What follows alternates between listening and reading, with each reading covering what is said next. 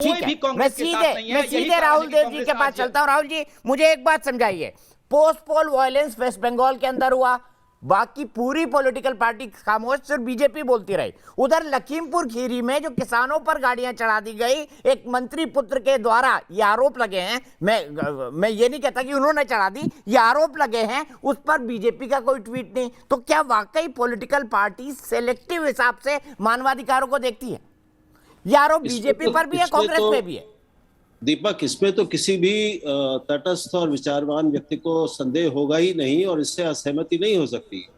ऐसी कौन सी राजनीतिक पार्टी है जो जब सत्ता में रही है तब अपने हिसाब से कभी वो संवेदनशील हो जाती है, जब उसका जो सामाजिक आधार है उस पर चोट पहुंचती है, उसको लेकर कोई घटना होती है और जब वो विरोध में होती है तो उसको दूसरे पक्ष की बात दिखाई देती है, तब वो शोर मचाती है। तो ये लगातार हम देखते हैं, ये केवल एक इस पार्टी या उस पार्टी का नहीं है। आपने खुद ही उदाहरण दे दिए।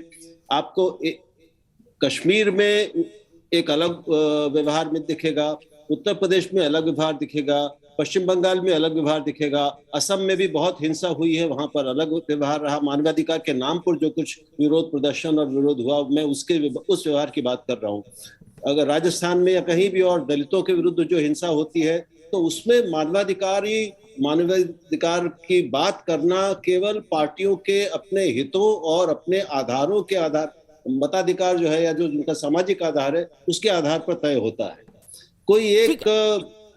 कोई किसी का हाथ नहीं रोक सकता, आप किसी का बोलना नहीं रोक सकते हो। ये लोकतंत्र है, सबको अपने तरीके से मुद्दे उठाने और बात करने की आजादी है।